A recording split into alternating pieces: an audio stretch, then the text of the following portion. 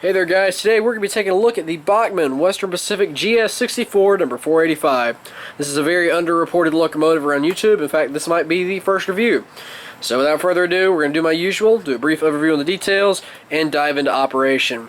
So let's get cracking. Now, I'm going to be very blunt starting off this review.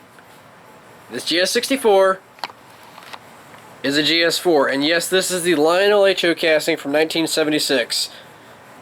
These are the exact same models. No lie. Further back this theory, here's a top-on view. I mean, thinner side rods, DCC, a little bit cleaner paint. These are the exact same castings.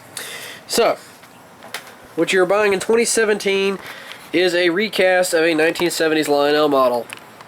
Hey, if it's not broke, don't fix it. That aside, this is really not a bad model. We're just going to do a very brief overview of the details. Since you can get GS4 reviews all over YouTube, we're just going to do the very quick what sets this model apart, basically. So starting up front, you can see one thing that does set it apart immediately is the single beam headlight. The GS's, of course, have the dual beam, bottom light being the generic headlight, top being your Mars. This is a solid beam, as seen here. In terms of what else sets it apart, the 64s in reality had elephant ear smoke deflectors. These, of course, are not replicated. However, you can easily do this with some styrene and a little bit of work with an X-Acto knife. Take a look at the pilot truck. You can see they are blacked out. I felt this was a nice touch. Ditto for blacked out drivers. Everything looks well in proportion. Accurate print on the cab. And, of course, the Western Pacific Feather logo on the tender. That's really about it for detail. One thing I would like to clarify, I took the stock Bachmann decoder out, and right now I have a Soundtrax Economy sitting on here. It is currently muted, or not. But what you're going to see for the motor control segment is what it will do on an aftermarket decoder. The Bachmann decoder does not do this locomotive justice. I've said that before in other reviews. If you get them, just chunk them. Slap a Digitrax in there, NCE, TCS, whatever you want to use. It'll get far better performance out of your locomotive. So we're going to start things off by doing reverse.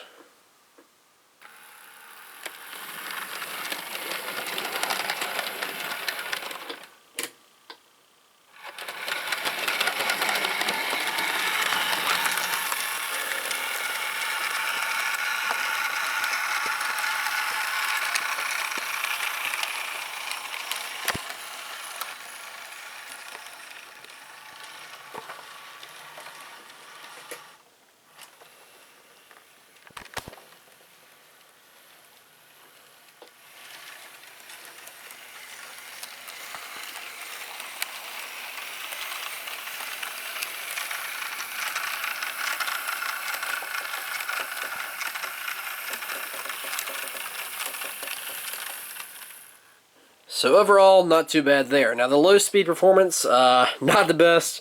However, once you get this thing up to track speed, I've seen absolutely no issues. It glides along and runs very, very well.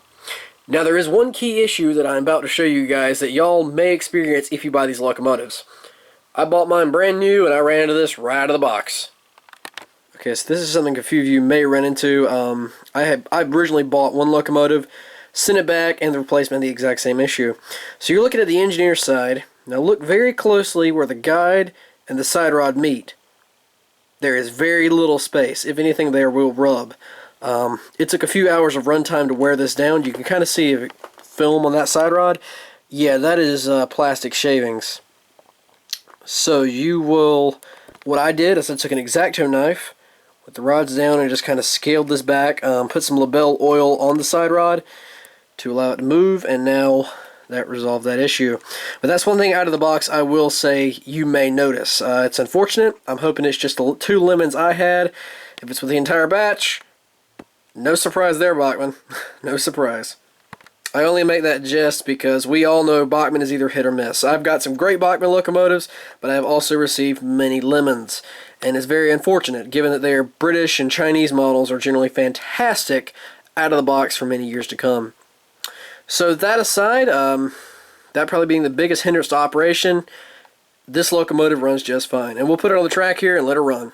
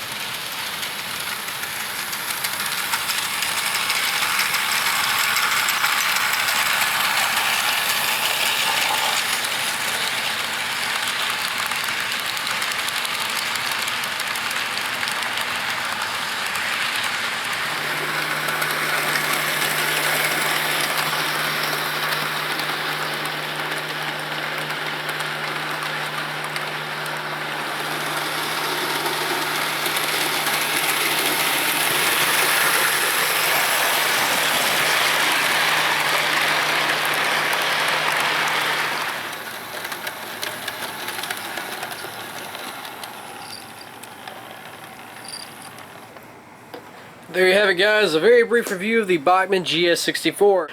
Thank you guys for watching. Thank you all for sticking with me through this long hiatus. Semester's finally over. Primarily I've just been focusing on work these past few weeks, so if all things work out, I should be getting a few more videos made for you guys. So stay tuned, and thanks for watching.